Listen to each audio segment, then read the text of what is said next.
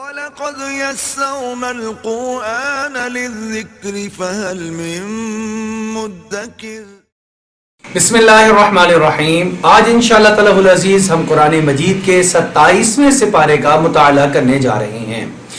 بالکل آغاز میں اللہ رب العزت نے ایک بات ارشاد فرمایا کہ جب تم آپس میں رہ رہے ہوگے اور بحیثیت قوم بحیثیت امت تمہارے اندر نبی آخر الزمان جناب محمد مصطفیٰ صلی اللہ علیہ وسلم مبعوث ہو چکے ہیں اور آپ صلی اللہ علیہ وسلم کے بعد کوئی نیا نبی نہیں آئے گا، تو اب اس قوم کی اصلاح کے لیے اس قوم اور امت کو خود کردار ادا کرنا پڑے گا۔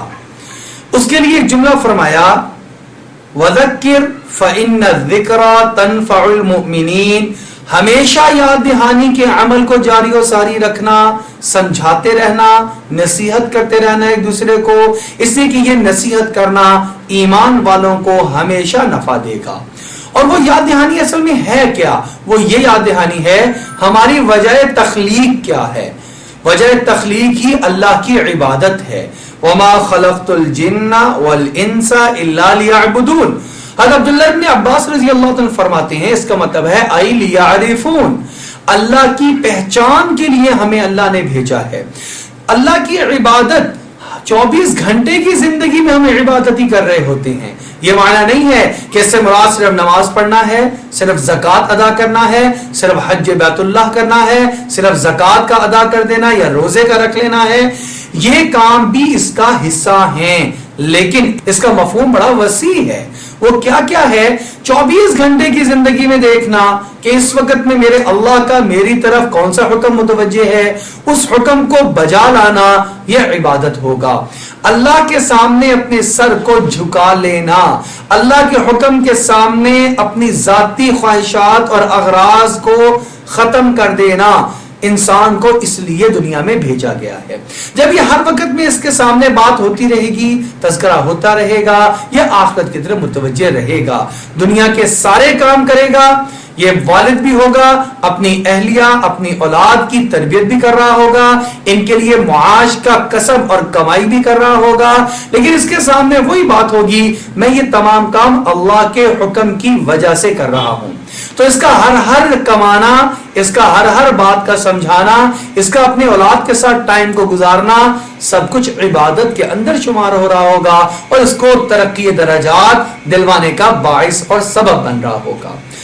دوسری جو اہم بات ہے وہ یہ ہے کہ اللہ رب العزت نے سورہ النجم کے اندر ایک بات کا تذکرہ فرمایا ان مشرکین مکہ کے کئی سارے جرم ہیں۔ ایک جرم سب سے پہلا کیا ہے کہ یہ اللہ کو چھوڑ کر کسی اور کو معبود بناتے ہیں۔ افرأیتم اللات والعزى ومناة الثالثة الاخرى، یہ لات کو، عزا کو، منات کو، یہ اللہ جل شانہ کے علاوہ ہٹ کر ان کو سجدہ کرتے ہیں اور ان کو خدا مانتے ہیں۔ ایک تو یہ اللہ کے ساتھ شرک کرتے ہیں، دوسرا کام یہ کرتے ہیں کہ یہ فرشتوں کو اللہ کی بیٹیاں قرار دیتے ہیں اور کہتے ہیں ہم فرشتوں کی عبادت کر رہے ہیں۔ تو دوسرا جرم کیا؟ اللہ کے لیے اولاد کا مان لینا، حالانکہ اللہ رب العزت فرما رہے ہیں لم یلد ولم یولد، نہ اللہ جل شانہ نے کسی کو پیدا کیا، اللہ سے کوئی جنا، اللہ نے کسی چیز کو جنا اور نہ ہی اللہ خود کسی سے جنا گیا، لہذا یہ دوسرا جرم۔ پھر تیسرا جرم یہ کہ یہ اللہ کے لیے اولاد مانتے ہیں کہ جو اپنے لیے پسند نہیں کرتے۔ مثلا اللہ کو کہتے ہیں کہ اللہ کی بیٹیاں ہی بیٹیاں ہیں، بیٹا کوئی نہیں ہے، اور اپنے لیے اگر ان کے گھر میں اولاد ہو اور وہ بیٹی پیدا ہو جائے تو یہ اس کو زندہ درگور کر دیتے ہیں اور اس کو بہت بڑی عار اور بہت بڑی اپنے لیے لعنت شمار کرتے ہیں۔ چنانچہ اللہ جل شانہ فرما رہے ہیں الکم الذکر ولہ الانثی، عجیب بات ہے، اپنے لیے تو مردوں کا چناؤ کرتے ہو کہ نرینہ اولاد ہو اور اللہ کے لیے اولاد مانی بھی تو مؤنث مان دی۔ آگے جملہ دیکھیں تلک اذن قسمۃ ضیزی، یہ تو بڑی عجیب و غریب تقسیم ہے تمہاری، یعنی اس سے یہ معلوم ہوتا ہے کہ تم اللہ جل شانہ کے بارے میں اچھے عقائد نہیں رکھتے کہ اگر اللہ کے نام پہ کوئی دینا پڑ جائے تب بھی گھٹیا چیز دیتے ہو، اللہ کے لیے کوئی چیز ماننی پڑ جائے وہ بھی اپنے اعتبار سے گھٹیا چیز کو تسلیم کرتے ہو، تو اللہ جل شان ہوں. اور اس کی تمہارے پاس چوتھا یہ کہ تمہارا چوتھا جرم یہ کہ تمہارے پاس اس کی کسی قسم کی کوئی دلیل بھی موجود نہیں ہے، بلکہ یہ چند نام ہیں جو تم نے تمہارے آباء و اجداد نے خود ہی بنا لیے ہیں اور اس کو اپنی دین کا حصہ بنا کر یہ کہہ دیا اللہ نے ہمیں یہ کہا ہے.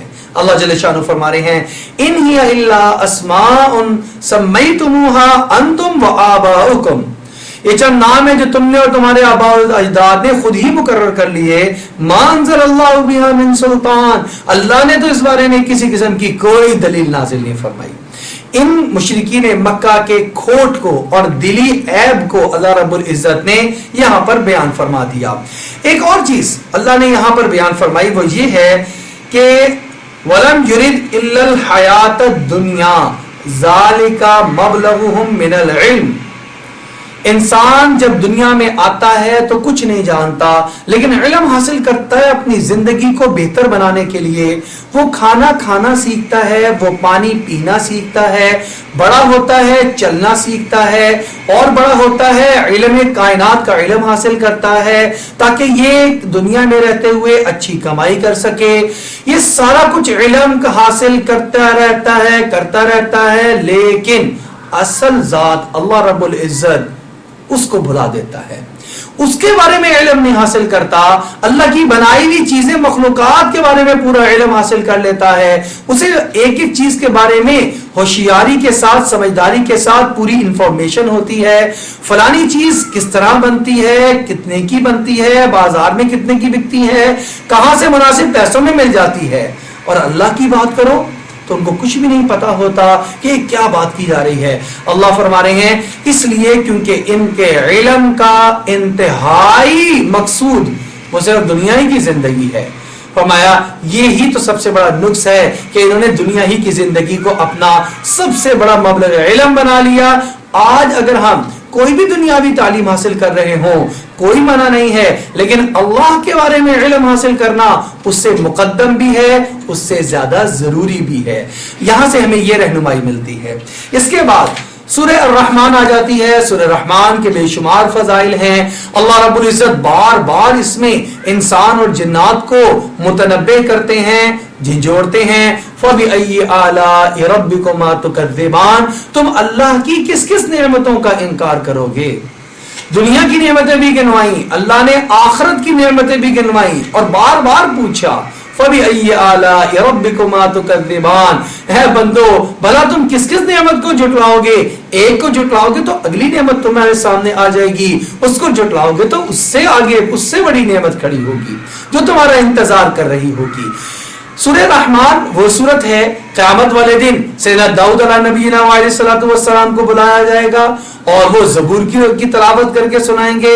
آپ صلی اللہ علیہ وسلم کو بلایا جائے گا، آپ سورہ یاسین کی تلاوت فرمائیں گے. سارے اولین و آخرین سن رہے ہوں گے اور حیران اور مبہوت رہ جائیں گے. اتنی خوبصورت آواز پہلے کبھی نہیں سنی ہوگی.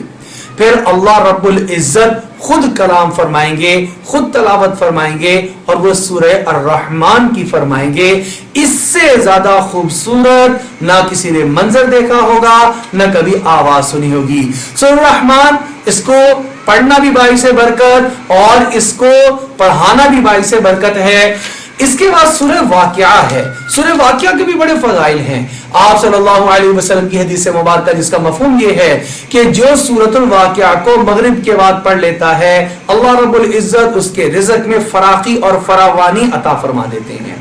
سیدنا عبداللہ ابن مسعود رضی اللہ عنہ کا وہ مشہور قول کہ ان کی صاحبزادیاں تھیں، جب ان کے بارے میں امیر المومنین نے فرمایا کہ میں ان کے لیے کچھ وظیفہ طے کر دیتا ہوں آپ کے بعد بھی ان کے کام آئے گا، انہوں نے کہا میں نے رسول خدا صلی اللہ علیہ وسلم سے ایک ایسا نسخہ سیکھا ہے جو اپنی بیٹیوں کو سکھا دیا ہے، یہ جب تک پڑھتی رہیں گی ان کے مال میں فراخی رہے گی، ان کو کوئی تنگی نہیں آئے گی، وہ سورۃ الواقعہ ہی ہے. لہٰذا ہمیں سورۃ الواقعہ ہر روز مغرب کے بعد پڑھنے کی عادت بنا لینی چاہیے. سورۃ الواقعہ میں 3 طرح کے لوگوں کا ذکر کیا گیا ہے. ایک وہ لوگ ہیں جو کہ اولئک المقربون، سابقون الاولون بہت زیادہ نیکی کے کاموں میں آگے بڑھنے والے ہیں. دوسرے کون ہیں؟ اصحاب الیمین دائیں ہاتھ والے جن کو نامہ اعمال دائیں ہاتھ میں دیا جائے گا. ان کے بارے میں خود یہاں پر جو بیان فرمایا وہ کیا؟ وَأَصْحَابُ الْيَمِينِ مَا أَصْحَابُ الْيَمِينِ اصحاب یمین دائیں ہاتھ میں جن کو نامہ اعمال مل جائے گا ان کی کیا بات ہے. فی صدر مخضود وطلح منضود وظل ممدود وماء مسکوب وہ میووں کے اندر، وہ بہتی نہروں میں، وہ سایوں کے اندر ہمیشہ ہمیشہ کے لیے داخل کر دیے جائیں گے. اور دوسرے ہیں وہ اصحاب الشمال ما اصحاب الشمال تیسری طرح کے لوگ وہ ہیں جن کو نامہ اعمال بائیں ہاتھ میں دیا جائے گا. ان کے لیے عذاب ہے دنیا کے اندر بھی، ان کے لیے سخت زندگی ہے. وَمَنْ أَعْرَضَ عَنْ ذِكْرِي فَإِنَّ لَهُ مَعِيشَةً ضَنْكًا جو میری یاد سے غافل ہو کے زندگی بسر کرے گا میں اس کی زندگی کو تنگ کر دوں گا. اور آخرت میں بھی ان کے لیے اللہ نے بہت زیادہ عذاب رکھا. فرمایا کہ جس کو بائیں ہاتھ میں نامہ اعمال دیا جائے گا وہ تو یہ کہے گا کاش یا لیتنی کنت ترابا میں تو مٹی کے ساتھ مل کر مٹی ہو جاتا، دوبارہ اٹھایا نہ جاتا. اور دائیں ہاتھ میں جس کو ملے گا وہ کہے گا ہا امقرؤ کتابیہ یہ دیکھو میرا نامہ اعمال مجھے دائیں ہاتھ میں مل گیا، میں کامیاب ہو گیا. خوشی کے ساتھ اس کا اظہار کرے گا لوگوں سے. یہاں پر فرمایا کہ وہ فی سموم و حمیم وظل من يحموم لا بارد ولا کریم انہم کانوا قبل ذلك مترفین یہ سب تکلیف میں ہوگا. کھانے کے لیے پینے کے لیے کھولتا ہوا پانی، کھانے کے لیے زقوم اور تکالیف، یہ ساری چیزیں اللہ نے دنیا ہی میں بیان فرما دی ہیں اس لیے تاکہ ہم دنیا کی زندگی کو ایسا گزاریں جیسا اللہ رب العزت چاہتے ہیں اور آخرت کی ہمیشہ ہمیشہ کی نا ختم ہونے والی زندگی میں راحت اور آرام پالیں. اللہ رب العزت ہمیں قرآن پاک کو سمجھنے، اس کے مطابق عمل پیرا ہونے کی توفیق عطا فرمائے.